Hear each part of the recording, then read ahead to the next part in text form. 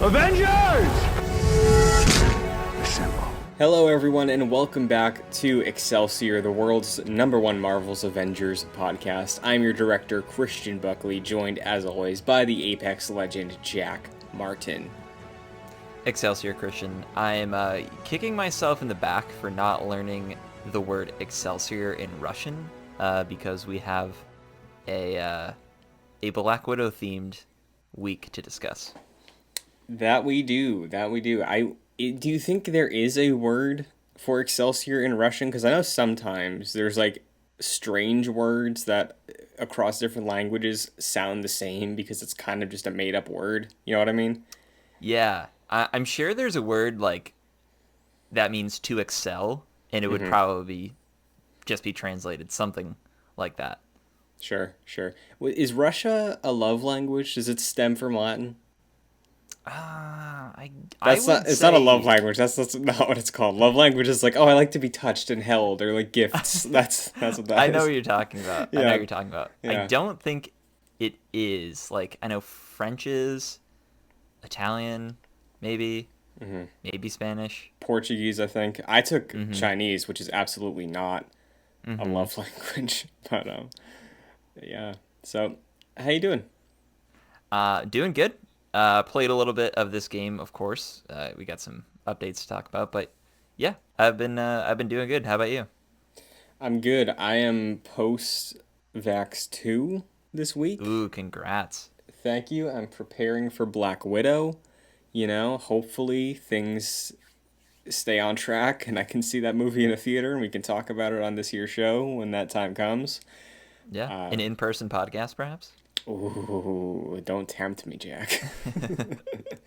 But like you said, there's a lot to talk about with the game this week. Of course, we're going to be going over Red Room Takeover, the Champion XP system, which has been implemented to the game, amongst other things, for your episode for May 22nd. So why don't we kick off the way we normally do with Fury's Report.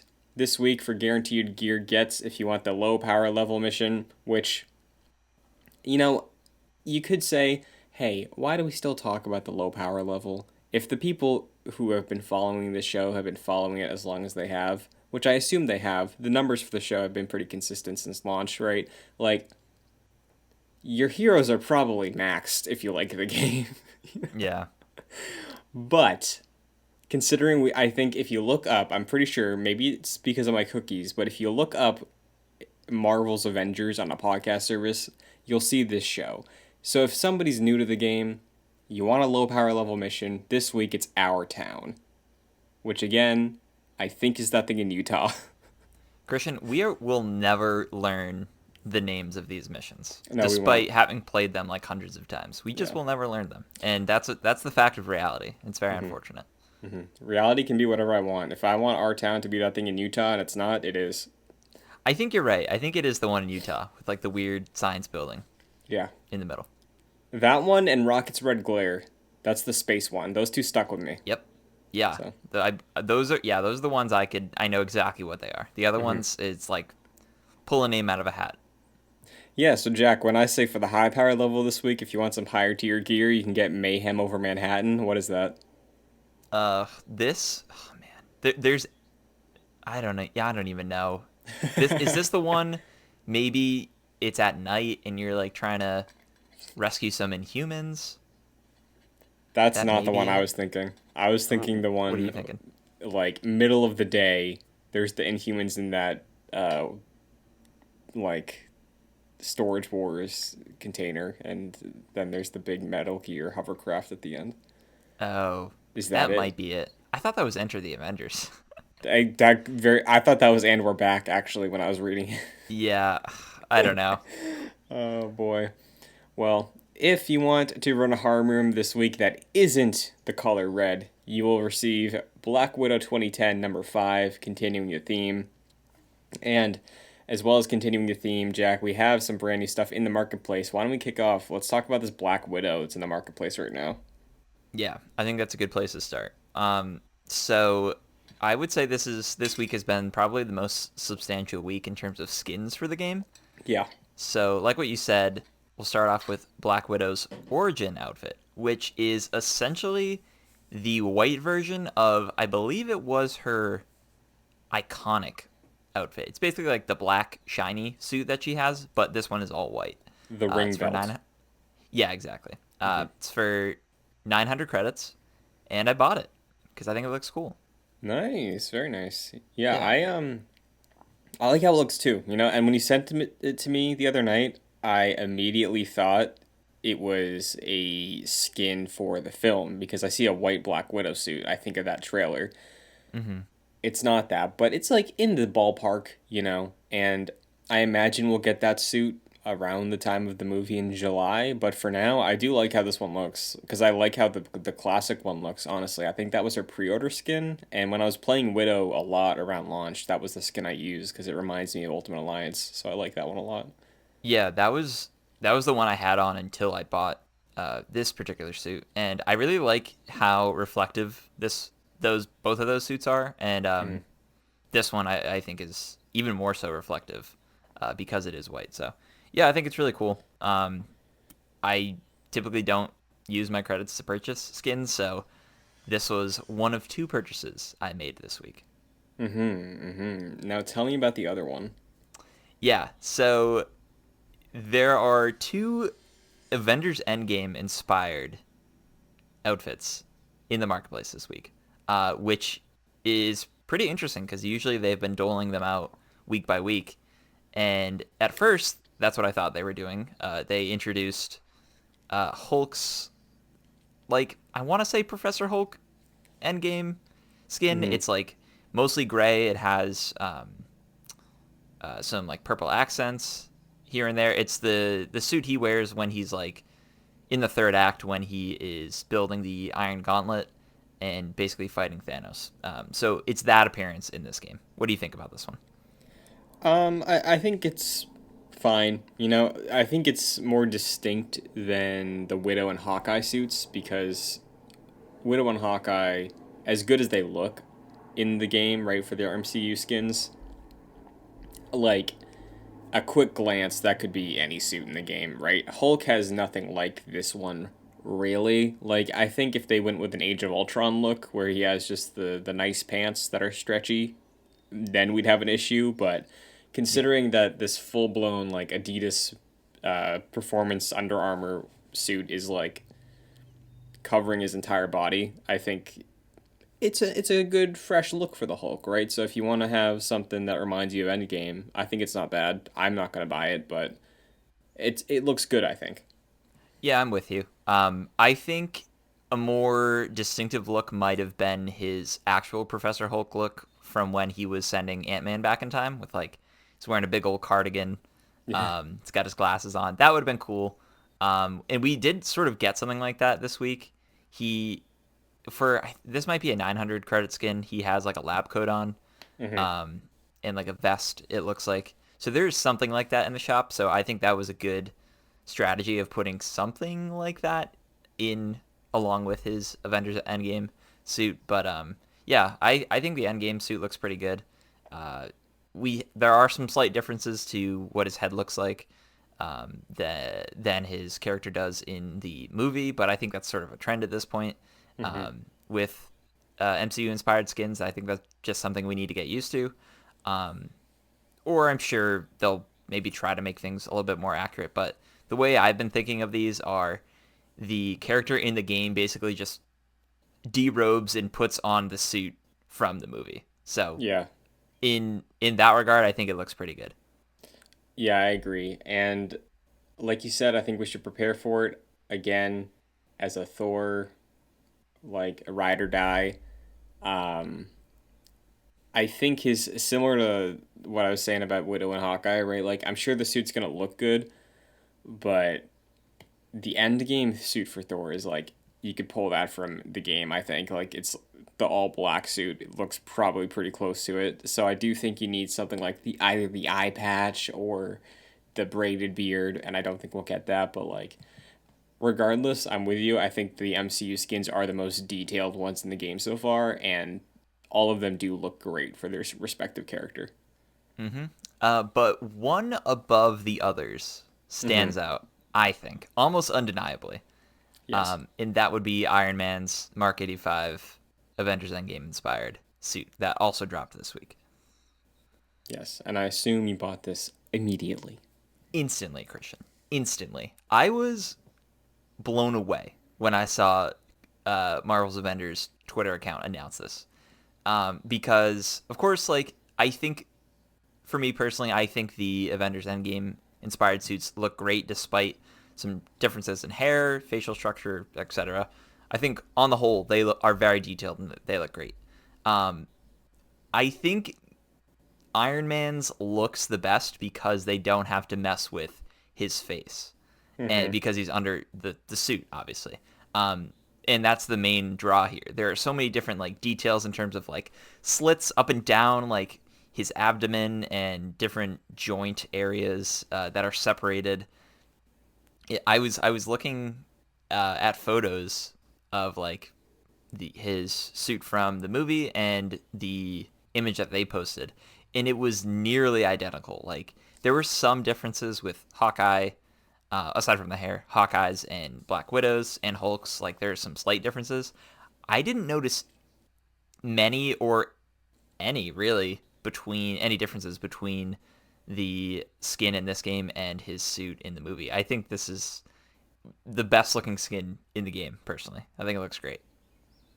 I'm with you. I think it looks awesome. I never play Iron Man, despite liking how he plays, right? But I did see that skin when I booted the game up, and I was like, ooh, might have to make a purchase. And I haven't Mm-hmm. yet, because, like, I know I'm going to feel that way about Cap also. And Cap, I definitely play a little more than I play Iron Man.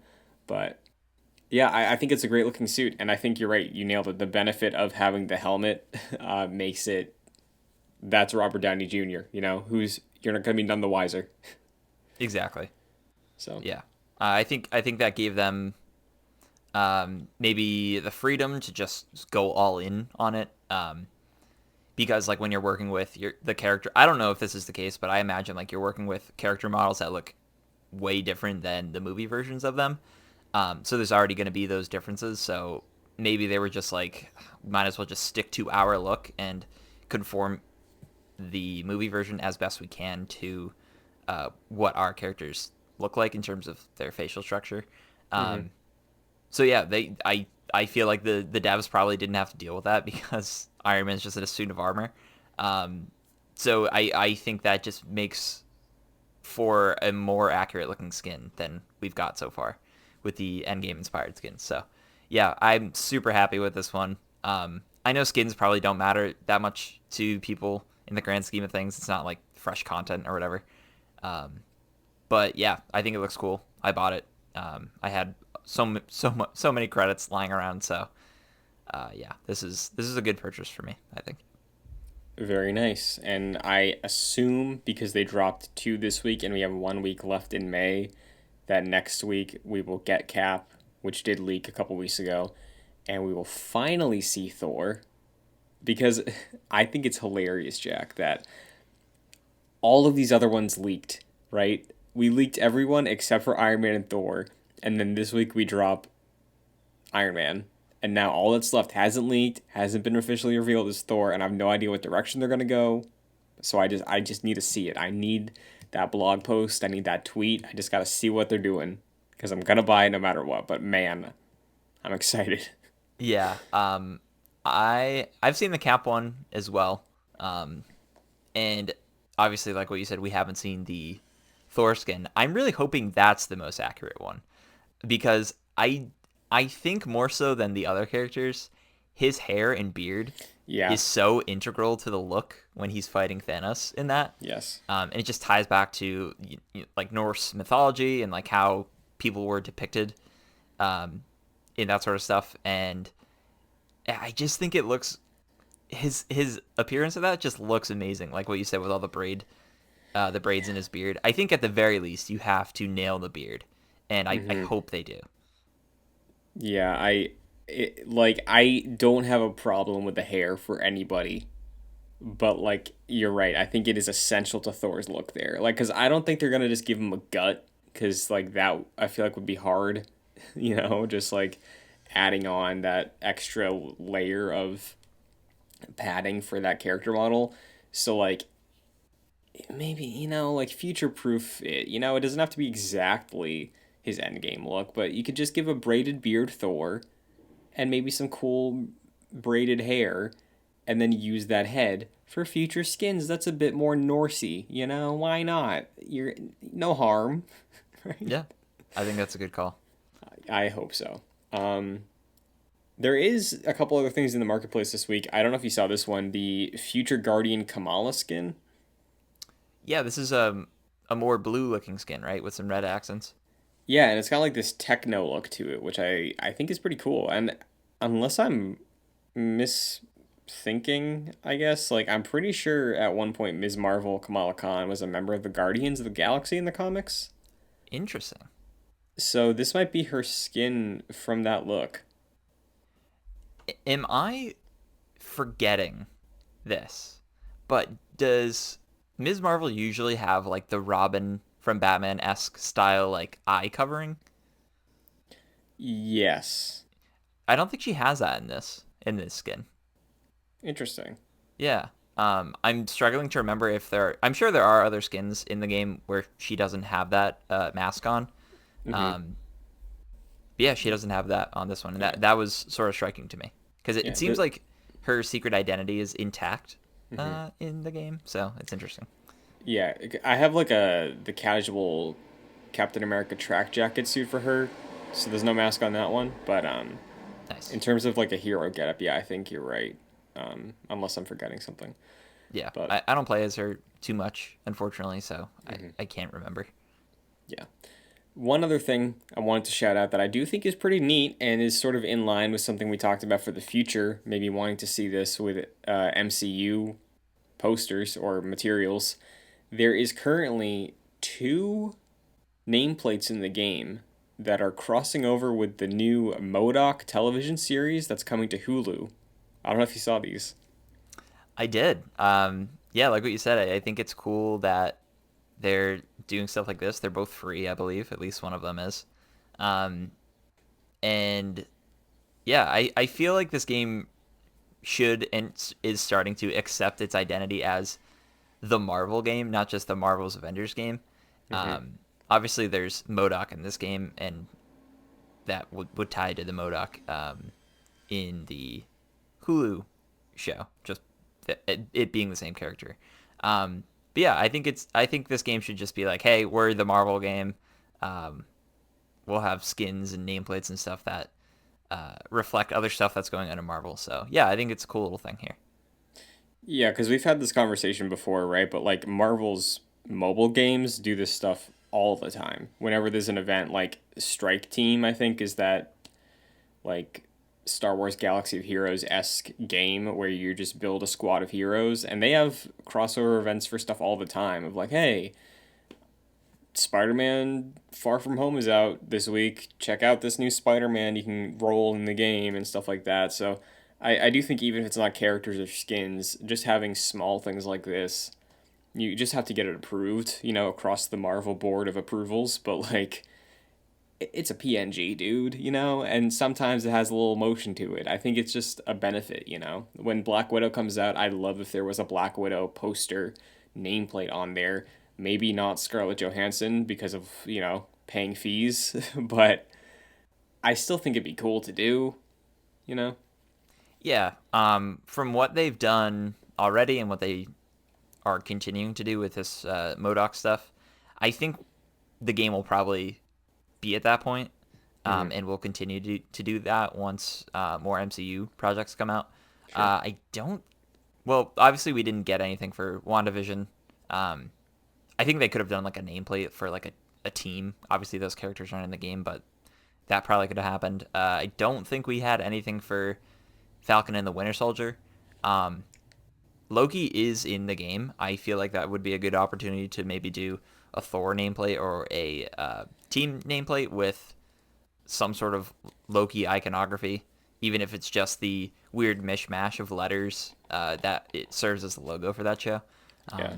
But yeah, I hope even for characters that really don't even appear in this game, I hope they at least acknowledge that, right? Because even Apex Legends did that when Respawn's Jedi Fallen Order came out, and there was a Pathfinder skin that looked like the droid in the game. So I think that's just a fun little thing that it doesn't have to mean too much, and it's just a nice celebration of Marvel. Yeah, and this is another conversation we've had, in episodes prior, but this game has the opportunity to be a celebration of Marvel and its like fine details of stuff, and I think this is an easy pathway to that, because it keeps it relevant. It's a game that wants to be relevant, so it's a very small thing. It's not going to save the game, but I just think it all builds up to something. Yeah, totally. So. Why don't we move on to the updates in the War Table blog this week? For updates, none this week. They said for this week, take some tips on the Red Room Takeover. I did not copy them down because it is just a harm room, and I think we all know how to fight a harm room. Avoid the lava, I think, is Yeah, the most useful lava. tip. Yeah. So, considering that there are none this week, I did think it'd be interesting to highlight a fan-made year 2 roadmap, just very briefly, because it is a fan-made thing. But on the Play Avengers subreddit, which you and I both frequent, a post from user Saud_NJMH did a little mock-up. Now, Jack, I sent this to you. Very sad because this is what we pitched basically, right? This is what we wanted when we did that ideal version of the next year of Marvel's Avengers back in like October of last year. So. Yeah. First of all, I think the design of this looks great. It's very much in line with their actual roadmap that they've updated recently. Some of the stuff here, like we don't have to go over everything. Like there's Spider-Man, there's She-Hulk. It's like a month by month thing. There's like a Trials of Loki thing. There's a Legacy thing. Bucky Barnes, all that sort of stuff. Eventually culminating with the year 2 expansion with why am I forgetting her name? Captain Marvel in the Kree expansion.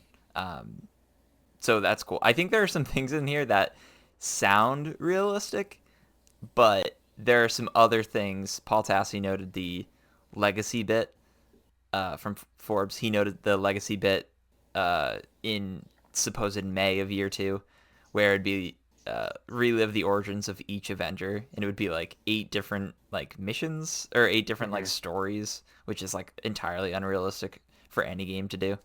But yeah, some of these I think would be realistic, and I think we might get something like that. So this is an interesting mock-up, I think. I agree, and it's unfortunate that you're absolutely correct about Legacy, because I think that's the coolest idea on there that isn't an idea that the community's talked about before. And go with me here, right?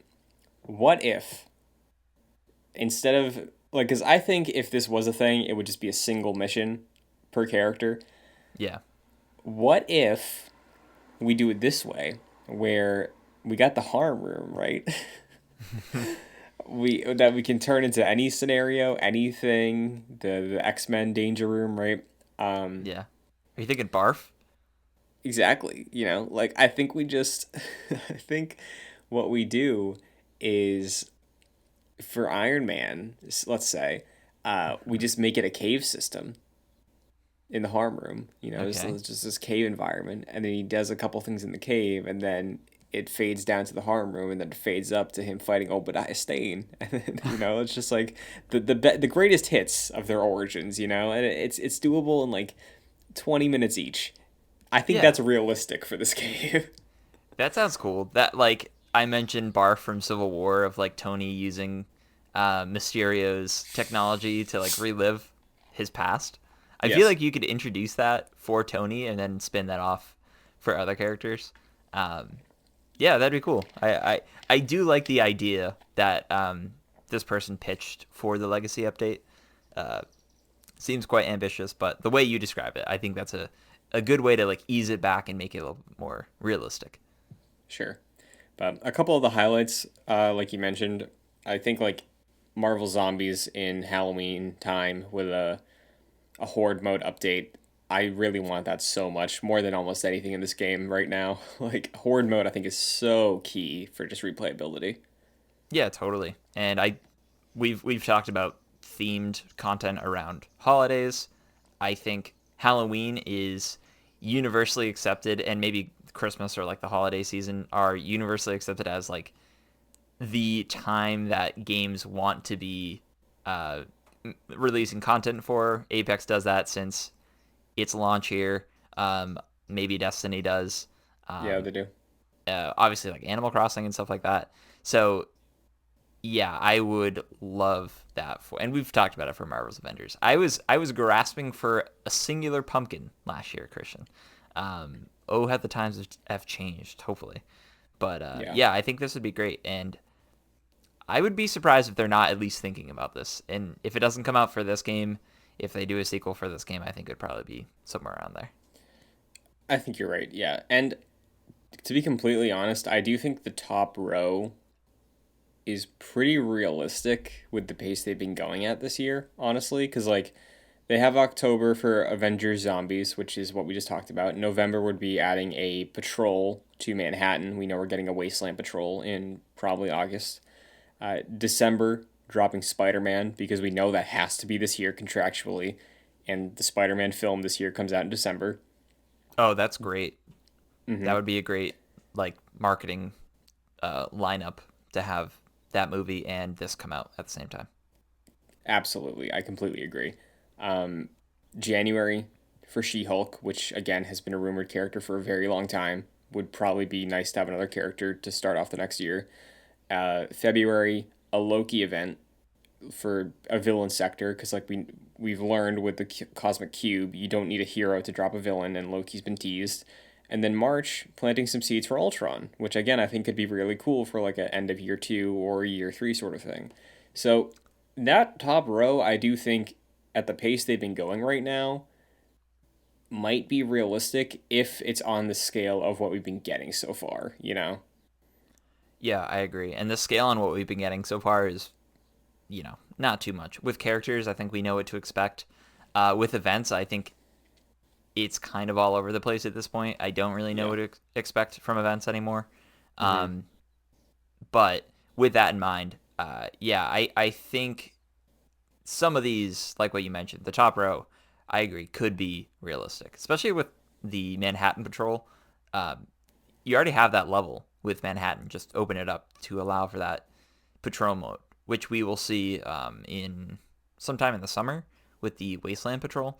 Hmm. So yeah, I think that's fine. I honestly, we can maybe get into it later, but I do think that the Red Room takeover um, could potentially tease up Ultron with the distorted Jarvis voice that we heard. Maybe that's me just Interesting. overthinking it, but yeah, Hmm. I feel like Ultron is probably a shoe in at this point. Yeah, man. Ever since we saw Roy in that campaign, it's like Yeah. okay, we're gonna get there. Um, Before we get to the Red Room takeover, I did want to briefly pick your brain about what we experienced with the game this week, specifically when it comes to the new feature we talked about last week that got added the day before the Red Room takeover started, which is Champion XP. This is the new post level 50 progression where you can unlock more detailed skills, more modification for your character to really get it in a granular level on how you want them to be. I personally haven't played enough of the game to explore the skill trees or get any new skills, but I'm wondering if you have. Kind of. So obviously I played the game for Red Room Takeover. That didn't really last me all that long. So I don't even think I got enough Champion XP to get a skill point yet. Um, I do think it's unfortunate. I think you were right last week of saying that once they implement the system, all the XP you've earned after level 50 wouldn't be carried over. I was hoping the opposite. I was disappointed that the XP I was earning for my level 50 plus characters didn't just translate into the champion system, I think it would have been nice to have a head start, because it does seem like it takes a while to level up in the champion system. It's Hmm. not. It doesn't seem like a one for one, as if the level one of the champion system would be just level 51 essentially. It does seem like it requires a little bit more XP to get through that XP system. So a little upset that that isn't the case. But yeah, I honestly don't even think I had enough champion XP to unlock a skill. I do think that the skills themselves sound very interesting. They're just like permanent increases to things like damage, your heroic rate recharge. I think those are all pretty useful. Um, I'm worried that they might take a little bit long to get to. I can't speak for that yet because I haven't gotten one, but yeah, at least on paper, I think it sounds great. Yeah, I agree. I'm excited to just really power up the Thor, just because he's already a tank, which I'll get to in a moment, but just to have him be even stronger permanently, I'm excited for. And I do believe that the first level of Champion XP requires 20,000 XP. Mm. I think that's what it said on my little nameplate when I was playing earlier. So it's going to be a slow burn, but I do think by the time the raid gets here, if we're playing at least as consistently as we have, we'll probably have a decent number of skills in that skill tree to help us out for the high level content. Yeah, hopefully. So, the other thing though is the hero catalysts, which, like they said, sometimes you'll be able to claim a free one. It's the first time they're implemented in the game. There was a free one in the marketplace. I'm sure you claimed it. I did claim it. I didn't apply it. Do you have to apply it? Yes, so Okay. I'm pretty sure it's probably in your inventory. I haven't looked through the menu, but in most games like this, when there is that, the token to give you a increased rate of experience, like Destiny, which we talked about before, you do have to burn it. So you can hold on to it, you can stack them, you can burn them when you got them. Cool. I also haven't done it. I think the next time I might stream Avengers tonight, honestly, because I just want to get more in the red room, so I might use it then. But yeah, I'm thinking I'm not gonna hold on to this one too long. But they're in the game now, so if you wanna maybe get a faster progression through this champion skill tree, that might help you out. Yeah, that's a good call because I think when we talked about it last week, we were more thinking about having new players level up to 50. But it also seems like it's a good resource for people who are already in, like what you said, the champion system and want to get those useful skills post level 50. So yeah, that's cool. It's nice to have. Agreed. Now, why don't we dive into the Red Room takeover that's happening in the game from now until the end of March? I guess starting off, about how much time have you put into the event so far? So I went through it with Black Widow. Okay. There are 5 challenges. Each of the challenges feature different maps, which I was surprised about. I honestly thought it was going to be a red harm room, which they essentially are, but they look different than the one we know. Um, I went through all 5, and I believe it took me an hour or under an hour to get through them all.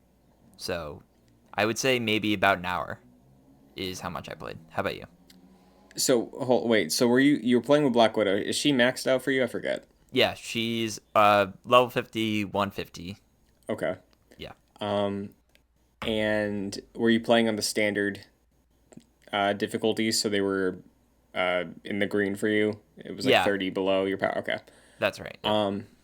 So I didn't get a huge chance to play until this morning as of recording.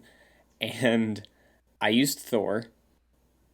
I got through the first 3 missions of this event in the time it took me to listen to Immigrant Song 3 times. No way. Yeah. How long is the Yeah. Immigrant Song? It's about 2.5 minutes. Not So counting you, loading screens, in between. I right. paused it, but So you're yeah. saying for your max level Thor, Yes. very appropriate by the way that you were listening to that song. Yes. That took you each challenge took you the length of Immigrant Song? Give or take like 15 seconds. Wow. So I might have been overestimating my time because I don't think it took me that long. But geez, yeah, getting through each mission in like 2 to 3 minutes, that's wild. Yeah. But granted, my Thor's heroic stat is very, very high. I was constantly overcharged because of my build. He's a monster. And I didn't have the risk of being knocked into the lava. A couple times I got close, but I didn't have the risk really because I was flying most of the time. So yeah, that's the amount of time I put in so far. I haven't completed the chain, but I got two left. Give me like 6 minutes. I think I could go do it right now. But like, yeah, I'm with you though. For the presentation of it, I do think it's nice because I was expecting it to just be the exact same harm room, but I do think it's cool that we have this new hazard. I like that they're changing up the layout for every chain mission, and I honestly would love to see these sort of just translated into the actual harm rooms because I think it's interesting to just have a modification there and not just the exact same room every time, but on like a more event level. I know we were talking about the potential of stuff with Yelena and maybe some story tidbits. There is none really. I haven't seen it to conclusion, so I don't know if it's a cutscene or anything like that. But there's like no dialogue. There's some flavor text before every mission when you're like queuing up into it. And like you mentioned before, there's a distorted Jarvis voice. Is there anything beyond what I just said when it comes to story and presentation? No, you pretty much nailed it. It is Okay. just the 5 rooms. They each look different, which, that's not that much in the grand scheme of things. It surprised me a little bit. I genuinely thought it would be a red harm room, the one that we all knew. Right. Which, you know, it kind of is, but they are different level designs at least. Yeah, and I think maybe it's because you and I have probably put like over 50 hours into that other harm room, So like Yeah. it's just very refreshing, but yeah, I do like this, I think, right? I think it's a good thing in the game, but I don't think it's I mean, I don't think anybody expected this to save the game content wise or be anything that wild, but I think it's about a little under what I expected, but all things considered, I'm gonna run it through with Thor. I am gonna run it with Widow because there is an exotic piece of gear that you can get from completing this. Was yours anything to write home about? No, so there's a few things about this event for me. With my expectations in check, this is pretty much what I expected. I was a little bit surprised that they added 5 different layouts for the harm rims, so that was cool. Um, and I was just essentially expecting this. But divorced from that, I don't think this lives up to an event in the way that players think of events in terms of these games. Mm-hmm. For you, it seems like this would last like 30 minutes or less with your Thor. And Yeah. I think for a lot of people who have max level characters, Black Widow took a bit longer for me because she isn't meant to be like a powerhouse. I did play a mission with Iron Man and it was very quick because he does fulfill that role. Um, but yeah, it doesn't last very long. And you mentioned gear. Um, for me, it's hard to be excited about earning gear knowing that a big gear rework is in the works at some point or another. I haven't been excited about gear until since I have gotten my characters to 150, and I just keep getting all this gear that I keep burning constantly, and I'm really not paying attention too much to it at this point. Um, so for gear being somewhat of the main draw in terms of rewards, which by the way there really aren't many at all rewards for this aside from gear, it's hard for me to really be excited about it. And I expected this, so I'm not super disappointed. But yeah, I don't think this is a great event that is supposed to last a long time, because it really doesn't. It doesn't really invite you to keep doing it. Once you do it with one character, that's kind of all you need. Yeah, because I did it with Thor because I wanted to, not struggle, so I could have some things to say about the presentation at least before we recorded. And I will do it with Black Widow because the context, I'm a Seems context freak. It appropriate. makes sense. Yeah. Yeah. So like I want to make sure the canon run through is with her. That's why I played it with her. Yeah. Yeah. And I am absolutely going to do that, right? But I don't think I'll play this with Hulk. I don't think I'll play this with Iron Man because they're low level. And like you said, I think you nailed it on the gear front of like, I haven't cared about gear in this game since the Mega Hive, right? Like, since I was able to complete that for the first time. Um, so knowing Gear 2.0 is coming, gear for me isn't that big of a reward. And I do think because so much of the community conversation around this game and our conversation around this game is tied to cosmetics. I really was thinking as I was playing this for about 15 minutes this morning, um, I really think they should have made the skins for the Red Room Takeover like the thing to earn because I would have played through with every character if those skins were earnable through this event. I think and I think that you nailed it as an event because like putting it into the context of it being an event in a game like this, it's like I'm not doing it out of obligation for liking the game or anything, but like I don't know if I feel incentivized to like see it through multiple times. Like I'll do it because it's new content for this game and it's good enough, but like I feel like the rewards I think you nailed it with the gear comment. Yeah. It's just like I think I totally agree with you, and I did say last week that like outrage over skins can sometimes be misplaced, but in terms of the context of having skins as like tangible rewards for going through this event, I think you're totally right. I feel like that probably should have been the thing for this, because there really is no incentive to play through this. You get gear that after I played this, and I'm like, man, I'm not going to pick this game up for a few weeks. I will probably accidentally discard that. Uh, and like that will probably that I don't think I can earn that again if that event is no longer available.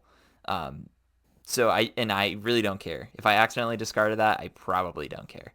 Um, and yeah, it's I don't think gear is a big draw for me at right now. I think being able to play through an event like this with all of your characters, doing the challenges as each individual character, netting that effort with a skin makes just so much sense. And Apex Legends, a free game, every time they do a seasonal update, they'll have a few different, events or mini events throughout each season, and they give out like a couple skins each event, and you do challenges each day to progress through that like card essentially they give you, and once you get enough points, you'll get skins, you'll get different trackers or different cosmetic items, and it's completely free. Like you don't need to pay for that, and it is strange at a game like this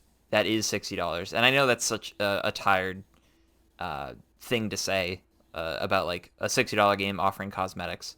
I think that's fine, but in comparison with that game, which offers free cosmetics based off of your effort in the game, I feel like this game should learn from games like that and just you know incentivize your players to come back in with rewards like that. And it's sad that they're not doing that right now. Sure, and I think just as a quick aside to comment on like it's a $60 game cosmetics thing, right? Like I don't know if you feel this way, but this is the way I've been looking at it. Got my I got my $70 I think out of this game when I finished the story and after the time I played with the beta cuz I that was already like at least 25 hours and I really enjoyed all of that. And since then, I haven't been thinking of like when I see a skin that I kind of want. I haven't been thinking like, oh, I already spent $70 on this game and you want me to pay more? Because, like, for me, I feel like I already got my value out of it, and that was months ago. So I'm not even thinking about the cost of this game anymore. And Yeah. even now, for a new player, I can understand that, but it's also like super cheap pretty frequently. So I do understand the conversation of, hey, it's a game I'm paying for, and then the continued content stream is paid. That I understand, and even then there is the conversation of you can earn credits. You can earn like $60 worth of credits if you just do the challenge cards. So like it's a complicated situation, but for me and for listeners of the podcast, just to like understand where my head's at with this game, and I think you as well, like the $60 barrier of entry in addition to the skin costs isn't something that I think about when I talk about the skins anymore. Yeah, I don't mind there, and I never did really mind there being skins in the marketplace that you could spend real money on. I think that's totally Mm-hmm. fine. I just, that's like the reality of the games industry right now, and I don't think this game's doing anything worse than other games are doing. I do think though that this game could offer opportunities to just earnable skins. Yeah. Um, like other games do. Like I mentioned Apex being a free game. Maybe that doesn't necessarily matter. Let's take price out of the situation. Like that game offers the ability to just jump in and earn skins at no cost. And I think regardless of this being a $60 game, I think it should do something like that. Where and I think you agree with this. You go through the event and just do challenges and be able to earn skins. I think that just makes sense, and it's Yeah. strange that that's not the case right now. Yeah, I absolutely want that out of the game, right? I think that if their revenue stream, if that's their plan and that's how they're going to get us free content in the future, like continue that for sure with the premium stuff, the MCU skins, whatever. But earnable, like the Red Room skins are cool, right? They were neat and they were tied to this event. And you could probably argue that the Tachyon thing, that was space themed, and then we had those aerospace suits. You probably could have earned those in the event too, right? Mm-hmm. Like I think there's no harm in that because I don't know how many people are buying those skins, right? And like because of what you said about gear, we don't know when Gear 2.0 is coming. I'm set right now. I don't need new gear to change how I play the game right now based on my experience with the game. But looking to the future, we had this conversation before, and now, like, this is a big crystal if you're listening. I truly think if you're planning exotic gear drops for the raid as the only reward, you can still do that, but I won't care about it. Please, please, please, raid exclusive skin for every character. I truly think that will be key for what this game is doing, where it's at right now, and just the value of replaying content and the incentive behind it because this game's so focused on the skins. Sure, you can have some. You can make two lines of skins if you want. Charge for some Wakanda skins, but give a raid exclusive set because gear doesn't have a physical change. Gear's kind of pointless at this point. I doubt they're gonna add a new gear type before Gear 2.0 drops. So like really, I think this event would have been better if you could have earned these skins. So for the raid, which really is probably the make or break moment, please have a skin set. Please.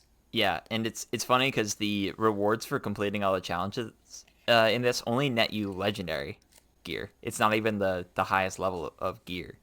So for like most people are concerned with getting what is it the heroic gear that you get from like the Exotic. exotic. Yeah, most people right now There are is one sorry to yeah cut you off. There is one objective in the current rotation. It's like all the way at the bottom for the red room yeah. stuff.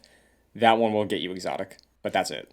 Right, yeah. There's that one example, but yeah, pretty much the rest for like playing as different characters only nets you legendary. So yeah, I feel like this would have been a better event if it was retooled a little bit differently. I think I agree with your point of saying like make the all the red room skins that were available during the Ruskaya protocol, like pre-event stage, if they just reserved those for at this point and had people going through challenges to unlock that, I probably would keep playing this. But I see no real point to just jump back in. It's funny that this is like a week long event or weeks long event, and I got through it in an hour or less. Um, you would probably, if you kept playing through mission 5, you probably would have gotten through it in like 30 minutes or less. Hmm. So it's just, I don't know. It has me somewhat worried about future events at this point. I don't really know what to think of events at this point. So I want to ask you about that because that is something I was thinking as well, right? Like for the future. Next up is June. We have the Cosmic Cube event. Do you think that the Tachyon thing and the Red Room thing is indicative of what to expect from every event moving forward? Or do you think that this is just what they had close enough to completion and that's why they want to elevate it to be like, hey, there's reasons to come back right now, so that way that momentum carries? Because I will say, despite some letdowns with the Red Room takeover, I do think it is a substantial amount better than the Tachyon Anomaly event, personally. Yeah, but I don't think that's saying much because the Tachyon Yeah, anomaly event was just, hey, be able to play as the same character, and that was it. yeah, There's some challenges, but that was pretty much it. I agree with your latter point where I really feel like everything from post launch until Black Panther is just this is all we got right now. We're gonna market it as if it is something bigger than it actually turns out to be. Um, and the most I think like when we think of the word event, it will hopefully be more in line of the Black Panther expansion.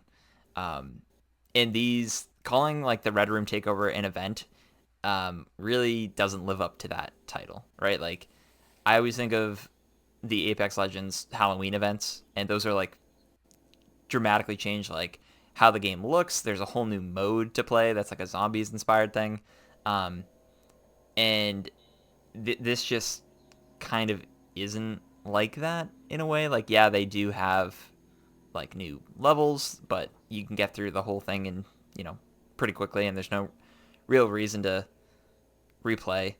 For the Cosmic Cube, I know they said they're adding. It's like the biggest addition for the game, or like it's doing something that no other event has done yet.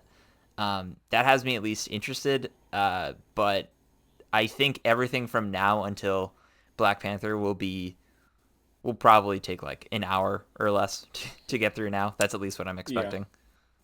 I do think there's a value in small events, right? But I think you run a risk of Boy Who Cried Wolf, like because of what you said of like, hey, this is what we got, so we're gonna make it seem like it's a big deal. Hmm. What happens when there is something that's a big deal, and then the more casual community is like, I tried the last three, and like, I'm not gonna do this. Like, I could see a scenario where that becomes an issue, but again, it is still an Avengers game, so I think they're giving themselves a bit of leeway. But I do think there will be a point where it's like, hey, you're running a risk right now. Um, I will say though, because I think the Red Room Takeover is stronger. Not saying much, but I do think it is stronger than Tachyon Anomaly. That I don't think they're running a risk of burning anything yet, and I do believe in my heart and soul that the Cosmic Cube event will at least maybe lowercase live up to the title event. But I think in the future, based on what we've seen so far, what we know is coming, stuff like Tachyon Anomalies, stuff like the Red Room Takeover, I'm presuming the Patrol thing, those should be labeled as like challenge weeks or something like that. And something like a story heavy thing, presumably, like the Cosmic Cube thing, something that's going to pay off for the greater narrative of this game and be permanent to a certain degree, right? Like the Cosmic Cube thing is going to be a new villain sector. I think those might be more like, hey, this is an event. If you haven't played for a bit, come on board now and get in here for this because this is a moment in the game. Black Panther going to be the same thing. That's an expansion, so it's going to be even more than an event. But the smaller stuff on the roadmap that we've seen so far, and what I'm assuming the patrol is going to be, those are just challenges. It's a glorified challenge thing, you know? So I think with that in mind, I hopefully won't be burned on a thing on the roadmap like this in the future.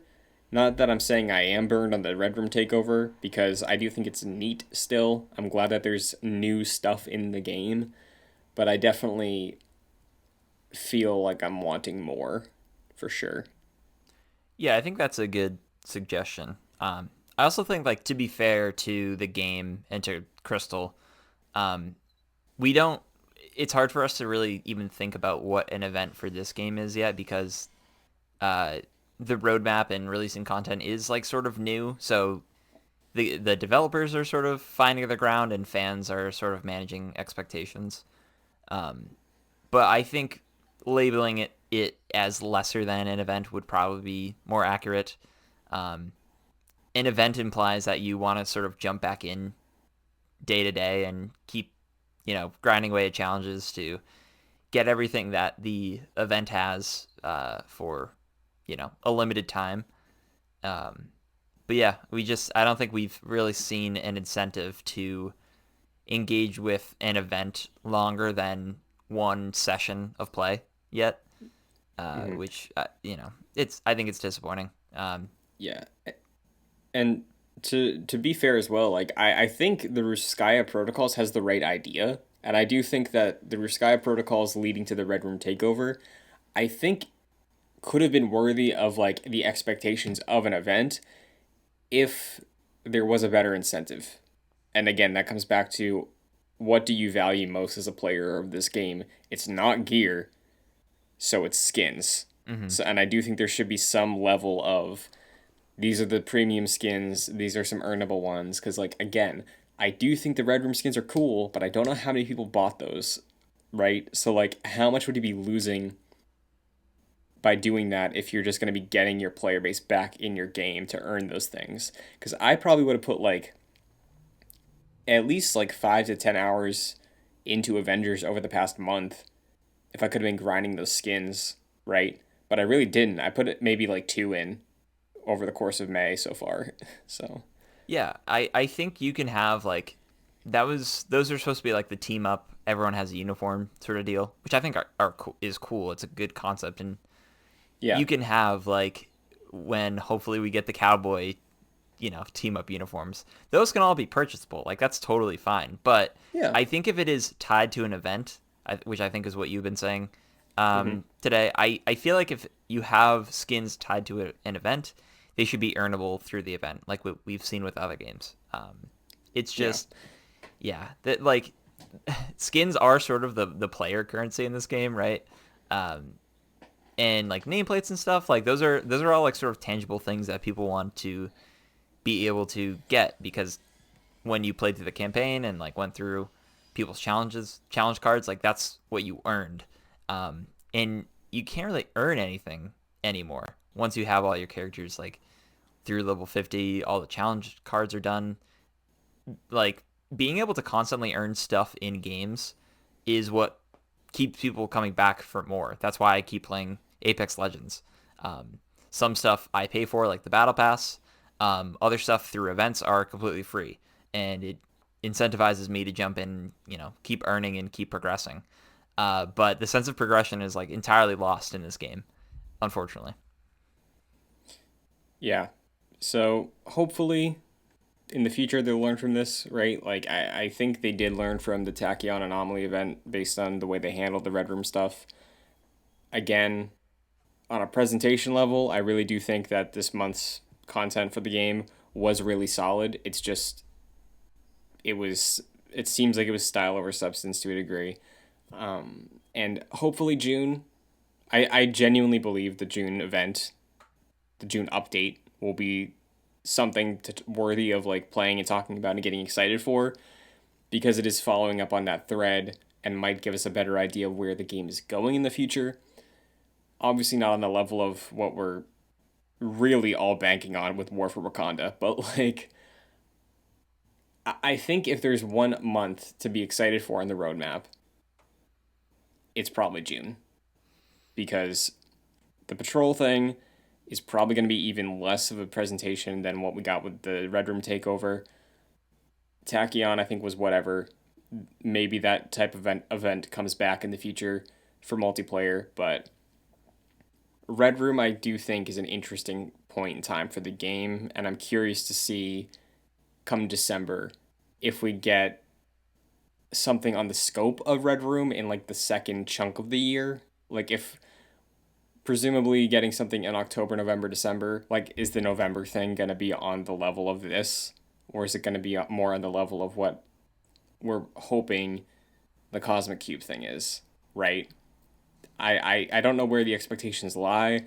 I think now more than ever it's very hard to sort of paint expectations for the game based on I think the variety between tachyon anomalies and then this and what we know is coming with the expansion, but like it's a very interesting time and I don't know if the community is going to be able to manage expectations well this year. Yeah, I don't even know if I'm excited about the Cosmic Cube event because I'm just picturing a villain sector, and the fact that this event didn't even feature like a single line of new dialogue or anything. It was just the text on the mission descriptor itself from Yelena. I kind of think we won't even get dialogue between like Monica and the Avengers. Um, it's hard, but they keep saying that it will be something like wildly different than what we've experienced in this game. Um, so it's hard for me to even like manage that. I think my Mm-hmm. expectations, I think yours for the game have always been like managed quite well since I think probably 2021 after the two character drops, and it's like all right, we could, and now with Tachyon and Red Room, it's like all right, we kind of our expectations are like super low, so it's really even hard to be disappointed by things in this game at this point. So Mm-hmm. I'm expecting probably just a villain sector that's maybe a little bit more glorified than something we've seen before, but yeah, I think for events that we are picturing, that will probably be a year two thing, and I think Yeah, everything from now until Black Panther is kind of just padding until we get like the big meaty expansion. for sure. And I think there's also this thing to keep in mind that there's a good chance of any is like the Omega level threats dropping sometime before Black Panther, right? So like whatever the hell the cloning lab is, that could drop in July, right? Like who knows? And that could be a good thing, maybe not presented in a different way or treated like an event, but there are still those outliers on the roadmap that could, I think, feel grander than even these past two events, but like no idea when those are coming, right? And we'll see what the developer streams are like. We'll see what the blogs are like, but as of right now, I think the safe thing to be excited for is War for Wakanda. Totally. I'm interested in the Cosmic Cube mainly to just see the story progression.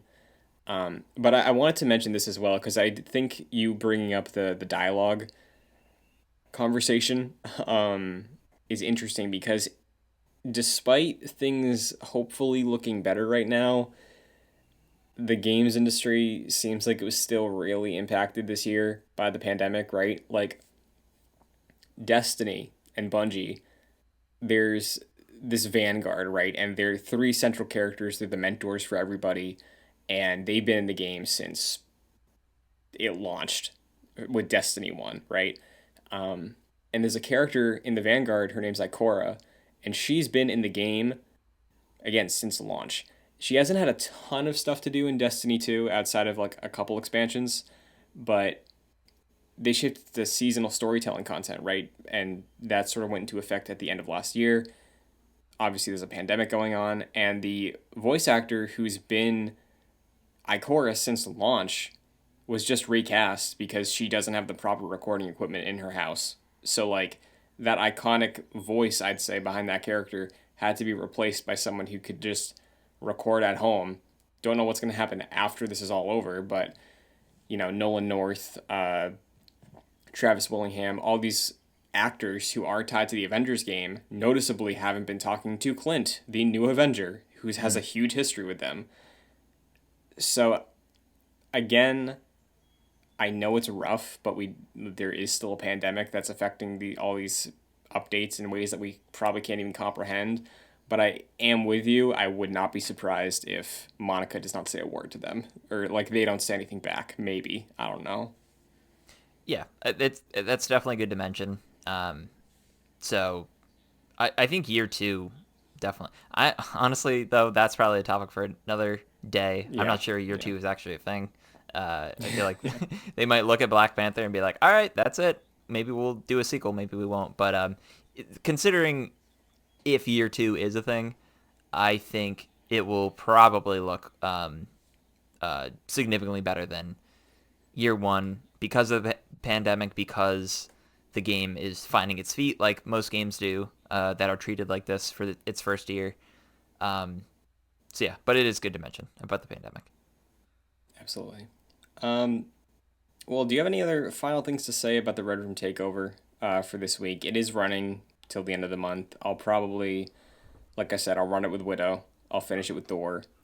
I'll see what those other challenge cards are like for the different objectives, because there are several of them, but I think it's really just replaying the thing. Um, so Yeah. what do you think? I would say if someone is listening to this and is considering jumping back in, I think it's a fine thing to do for like an hour if you have an hour of free time. Definitely jump back in, check it out. It's free. I think we should probably always mention that. That's always nice. Like it's you're not spending money on this and being super disappointed. It's just given access to you. So I think that's pretty cool. Yeah, it is sort of what I expected. It is just a red harm room. I do appreciate that there are 5 unique levels. They're not super engaging really at all. You basically have to avoid a pit of lava, and there's occasional spots where you can't stand in. But I do think it is aesthetically pleasing. You are again fighting robots and stuff like that. So it's sort of what I expected. I wish still that there was more to do. I wish it was worthy of an event, which I don't think it is. But if you have time to just sort of jump in and beat up some robots in a red room, it's fun for that at least. Yeah, I'll echo what you said about the presentation. I really, like, truly, this entire month, I think the presentation for this event, lowercase e, was very strong, and I would love to see them continue that with future events. I just think that the game's in a tough spot with the systems changing and the knowledge of gear changing in the future, where incentives, I feel like, are the game's weakest point right now. Even if an event is like nothing too special, nothing story heavy, I truly think if that's not in the picture, the incentives have to be, and gear ain't it right now. So, presentation, great. The fact that there's a free new thing to do in the game right now, great. I had fun with it. I think it's a cool harm room, changing the flavor, changing the pace. I like that about it. Um, I just hope that in the future, the incentives shift. Like, I really think our conversation about this game's economy and skins could be adapted to alleviating this sort of struggle of why should I play this right now? I think multiplayer for this event probably would have helped that too a little bit, but even then, maybe it would have gone way faster. So, overall, Red Room Takeover, it happened. Um, I'll play a little more, but it happened. Yeah, it's a good way of putting it. So, yeah. Uh, well, meanwhile, a couple small things happening in the greater Marvel universe right now. I don't know if you saw this, Jack, but I believe there was an MTV award show recently. I don't know what it is. I don't watch TV anymore. Same. Um, Anthony Mackie and Elizabeth Olsen were both nominated for Falcon and the Winter Soldier and WandaVision, respectively. and they both won. Yeah, I saw Elizabeth Olsen and Catherine Hahn like together physically at an event. Must have been this. Hmm. Um, I don't particularly pay attention to like award shows, but especially not the MTV Awards. Yeah. Um, so yeah, good for them. Yeah. Also, I absolutely meant respectively, but there was a thing flying out the window that I was worried about. But um, I did see the reason I knew about this, right? Because I don't watch MTV either, right? On TikTok, I saw a clip out of Anthony Mackie making his acceptance speech, and at the end, of course, he continued his feud with Tom Holland. Uh, I think he won the award for like best hero of the past year or whatever. And his closing words were, "Tom Holland, I'm coming for your ass, boy." And then he walked away. Yeah, because Tom Holland was razzing him like a couple years ago, maybe about there being no Falcon movie. Um, Yeah, so, and of course, he's about to get a Captain America movie. So yeah, good stuff here. absolutely. And honestly, both well deserved. The MCU was gone for a year, and they were both great ways to kick it off. They really carried it when it came back. Yeah, 100%. So, another thing going on this year, we know officially now. I don't know how this was confirmed, but I saw Evangeline Lilly on Instagram posted the script for Ant-Man and the Wasp: Quantumania, her script that she received, because they're starting to shoot this summer. Very cool. Hmm. So 2022 project? Did they 23, I think. That's February really? 23. Okay. Huh. So That's far away from shooting to release. yeah, so I wonder. I mean, I imagine it's the quantum realm. It's going to be pretty heavy on post production, Mm, right? yeah. So like maybe that's why, because we know Guardians is also 23, and I don't think that's starting to shoot this year, as far as I know. Yeah. But I think Marvel just has a lot of stuff in its pipeline that I'm sure they're just like, all right, this is when we're gonna shoot this, and we're just gonna hold it for a bit. Not to say that they mhm. won't work on it in all that time, but it does seem like a little bit longer than usual. I'm pretty sure Endgame was shot in like or Infinity War slash Endgame was shot in like 2017, and then Infinity War I came out 2018. I think you're right. Yeah, because they shot those back to back, and I mean, to a certain degree, they definitely held Black Widow. Like Oh yeah, I don't know if anybody was on Premiere messing around with that cut in that time, but they we got absolutely more held time. that. Yeah. Which is also funny. I saw Florence Pugh was talking about like Black Widow stuff actually kicking off finally after all this time. So, Oh yeah, but the other thing of note, I think, speaking of stuff shooting that's later this year, Secret Invasion, which will begin filming this fall, has brought on two directors, Thomas Bazooka and Ali Salim. So nice. I I'm not don't familiar with either of their work. same. Not heard of them.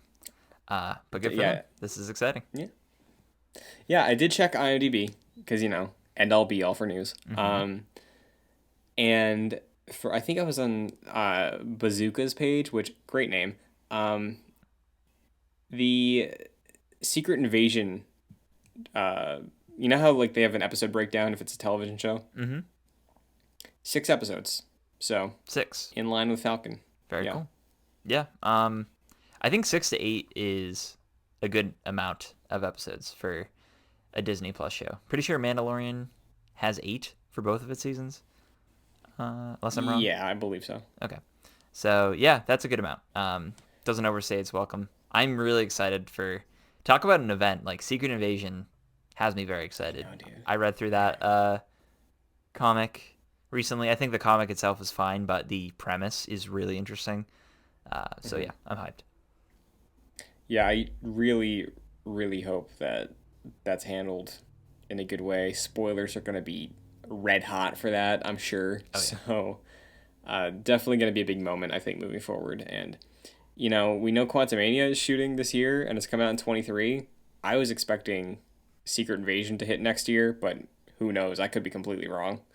Yeah, So, no date on that yet, right? no, not as far as I know. That But strikes me as maybe one of the final phase 4 in lieu of an Avengers movie. Maybe like one of the final phase 4 things. But I guess Fantastic Four could also serve as that. yeah, I But mean, I could see that maybe this being like a Civil War type of movie or type of show. yeah, honestly, I think I could see. I mean, it's tricky, right? Because you presume the Marvels is going to have some scroll stuff in there. Mm-hmm. So I don't know if they're going to want to have Secret Invasion before the Marvels or after the Marvels, but I could definitely see a world where the Secret Invasion hits as the second to last project leading into Fantastic Four, which is that Avengers moment dealing with the fallout of Secret Invasion. Because, as far as I know, the Fantastic Four, being very cosmic, also have a huge history with the Skrulls, mainly the Super Skrulls. So, yeah, I think I could see that, like you said, sort of treat be treated as the end of the Phase 4 event. Yeah, absolutely. But other than that, there really wasn't much other Marvel news going around this week. There were a couple small things, like Kevin Feige had some quote about regretting casting Tilda Swinton as the Ancient One, which, like, yeah, Yeah, I don't know if totally. you saw that. Yeah, I did. Hmm. Yeah, like Marvel's gotten better in terms of being more diverse. Like throughout the like look back at Phase 1, I'm pretty sure like the entire main cast of Avengers was, all white people, and that has certainly changed recently for the better. Um, Hmm. but yeah, that was a noticeable step back in 2016 where it had started to get better, and then that was just a huge whitewashing controversy, a poor mistake, and I'm at least glad they have talked about it. It is funny though because Tilda Swinton's character appeared very recent in Endgame, um, Yeah, so I don't know if we'll ever see her again. Um, if we do, I imagine Tilda Swinton will probably just still have that role. hmm, But yeah, yeah. I mean, she's dead, right, in the universe. I mean, like, there's spiritual stuff, but yeah, that's I the don't know. thing. I feel like it might be like an Avatar situation to show where Hmm. spirits abound, so it doesn't really matter if a character or like Star Wars, I guess, doesn't really matter if a character's dead, Force Ghost and all that. So, Sure. but yeah, And I think, I'm sure her appearances will be minimum if she's even in the future MCU stuff. yeah, I think you're right because I believe his full quote was talking about, like, he was like, "Yeah, it was hard. I regret making that choice. I think the thing that was going against me is, like, how would I cast in line with that and not make it feel like it's a cliche, like casting an actual person of Asian descent." Which, like you said, they have gotten better about it for sure, and I think that just speaks to, at that time, Marvel probably didn't have as diverse a team of advisors as they do now, because it's like they definitely have been hiring in a way that's pretty different from a lot of other Disney productions. Um, Even sort of related to this, I saw John Boyega recently was talking about Marvel and talking about how they give their, like, POC characters a lot to work with, and it was interesting coming from him after working on Star Wars and his GQ interview last year, right? Hearing him praise a Disney production like that, but Mm-hmm. yeah, Marvel for sure has gotten better, I think. Yeah, I'm glad that he at least acknowledged it. Hmm. Yeah, I'm sure even if we do see that character, it will be like in a very small role going forward. For sure. Yeah, but that's really it for the world of Marvel this week. There is no event in Avengers next week, so we'll see you for the Red Room takeover, I guess. We'll see what happens between now and then. Hopefully, we get our final Endgame skins, and we're probably going to be getting some more MCU skins in the future. So get your minds racing on what you're going to see with those. But Jack, until next week, where can the agents of Excelsior find you? Yeah, you could follow me on social media at Fascinated Jack. We are taking a bit of a break for the Long Play Club. We're all catching up on Metal Gear Solid Peace Walker. I believe we are recording that episode next week, and you'll hear it, I think, maybe the first week of June, perhaps.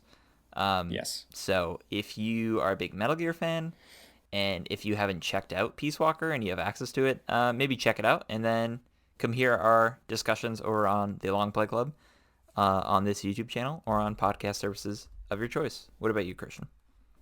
Sure, you can follow me on Twitter, Twitch, and TikTok at Chun2D2. Pretty frequent content and posting about Avengers or Star Wars shows, on all those platforms. But yeah, you can find me there. And this show, if you want the video version, you can find on youtube.com/joyclicks under the Excelsior playlist. Like Jack mentioned, Long Play Club is continuing. We have playlists for each Metal Gear Solid game so far under a banner of the Long Play Club. Alongside all of our other shows like Jedi Knights, our Star Wars show, Joyclicks Gamescast for games. And if you want the audio version, you can check it out on Apple Podcasts, Spotify, your service of choice. Just look up Excelsior or Avengers podcast or Joyclicks. You will find it. If you can rate or review the show on your given platform, it would be greatly appreciated because it helps us out a ton, keeps the show going, and we appreciate it so much. And if you want to get involved further, patreon.com/joyclicks at the $1 and $5 tiers. $5 tier gets you producer credit on this show and every show, like Chris Sakis and Aaron Easton, so thank you greatly. But that's going to do it, so until next week, more skins coming, but Excelsior. Excelsior.